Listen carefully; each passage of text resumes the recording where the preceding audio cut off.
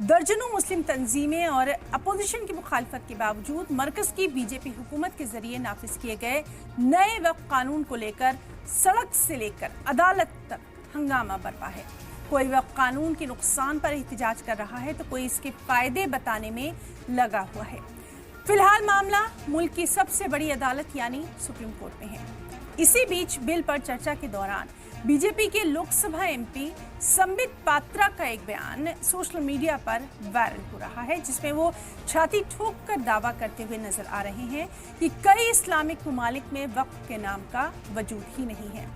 तुर्की, Libya, मिस्र, Sudan, Lebanon, Syria, Jordan, Tunisia और Iraq में वक्फ नहीं है, लेकिन हिंदुस्तान में वक्फ बोर्ड है और वक्फ जायदाद को कानूनी तहफ़्फ़ुज़ फराहम किया गया है। जबकि इसके बरक्स जिन जिन इस्लामिक ममालिक का नाम लोकसभा में संबित पात्रा ने लिया, उन सभी मुकामात पर वक्फ सदियों से फल फूल रहा है, जिसे औकाफ फाउंडेशन, एंडोनमेंट समेत कई दीगर नामों से जाना जाता है।